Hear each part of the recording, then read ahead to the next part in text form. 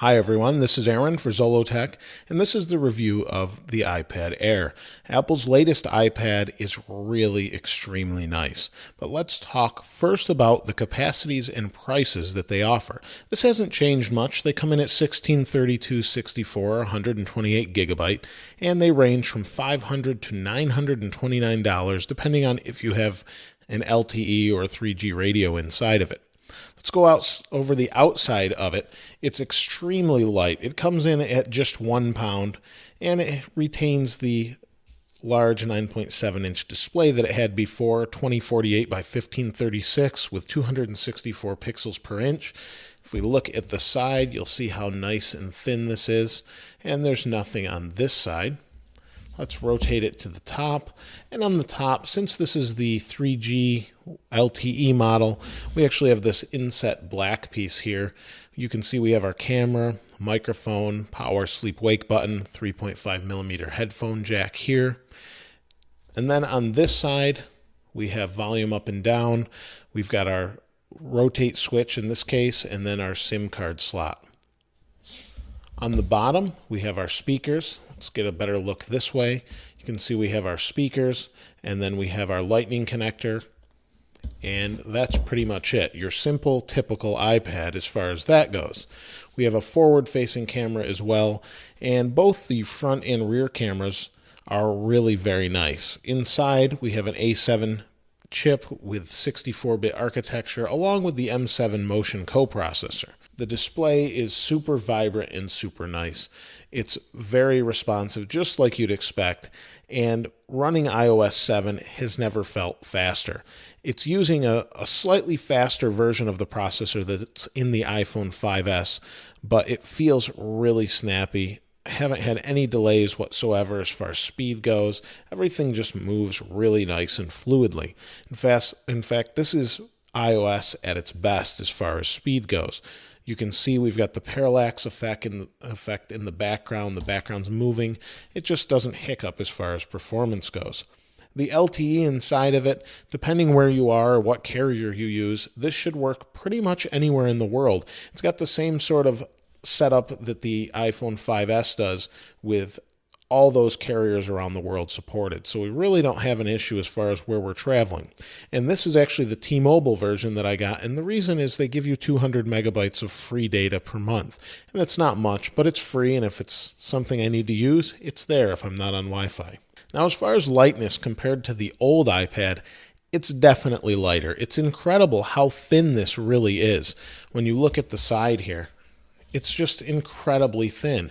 It's unbelievable how much they were actually able to cram into this little space, keep the battery life good, and keep everything nice and fast. And speaking of the battery life really has never been better on an iPad in my experience. It's a 32.4 watt-hour lithium polymer battery, and they say it's good for about 10 hours of surfing on Wi-Fi, and it's definitely good for at least 10 hours of surfing.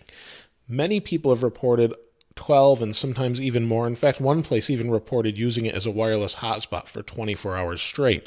So that's very impressive specs, and you really can't complain as far as that goes.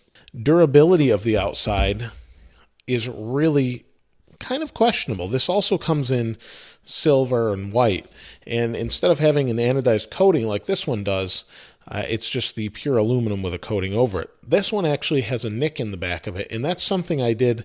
I actually banged this into an iPad 2 by accident, and it took a little bit of a chip out of the anodized coating. So long-term durability of this back is going to be kind of questionable. So I would advise either putting a skin on it or putting maybe the case on it. Now, the iPad is meant to be used every day. Now, I have nothing covering this, but I did buy one of these Apple Smart Covers.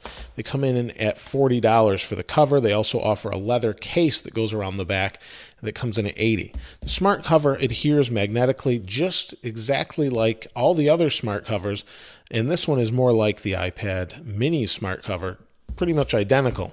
It allows it to stand up, acts as a microfiber cloth on the front, and keeps it safe. It really works really well, and if you're going to go this route, I would advise a skin or a back covering or maybe even just a back case. Apple, like I said, does offer a different case for the back, but I like the feel of this. It's a shame that you need to cover it if you want to keep it from scratching over time. As far as upgrading from the last generation of iPad, that's going to be something that's really going to be up to what you're looking for when it comes to an iPad. If you're like me and you're upgrading from the first Retina iPad or the third generation or what Apple called the new iPad, this is going to be a huge jump in speed and it feels so much lighter than that iPad. If you're coming from the fourth generation iPad where they bumped the specs 6 months after the new iPad or third generation iPad, I don't know that you really need to upgrade unless you really want the thinner frame and the narrower bezel of this iPad. Other than that, it's going to be a hard sell as far as the upgrade unless you just upgrade all the time anyway. And if you have, you may already have one of these. So as far as that goes, it's hard to say whether it's worth it or not. Now, this compared to an iPad mini, if you were looking at that, that's also something as far as switching is going to be really subjective to what you're looking for. As far as the mini goes, when the Retina comes out later this next month, it's going to be something that's going to be a very difficult decision for some and easy for others. For me, it's easy. I prefer a larger iPad. But you can see side by side, there's definitely a difference in the size. They're both really great. They both offer pretty much the same experience. The iPad Air is much faster, but overall, when the new iPad Air Retina comes out, they're the same speed. So it's really an idea of which one you want as far as size goes. I prefer the larger. If you prefer the smaller one, you'll save some money and you'll probably be just as happy as I am with the larger one. Apple's really taken the design of the iPad and refined it. Just like the iPad mini, I want to compare this quickly and show you. They're about the same thickness. It's incredible. They've basically just made the larger screen iPad in the same frame as a mini and kind of brought them into about the same size as far as thickness and just shrunk the iPad down, as you can see here. This is the iPad mini black and then space gray iPad Air. They're both really nice. It's just really going to depend on which size you're more comfortable with. I personally like the larger iPad.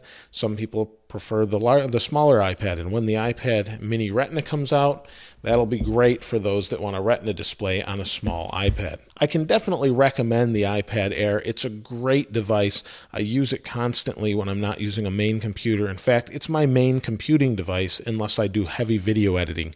And even the new iMovie offers some great video editing as well. You get all of these apps for free and you can use them on the iPad, and Apple's really made the iPad even that more attractive. So I definitely would recommend it. Let me know what you think about the iPad Air in the comments below.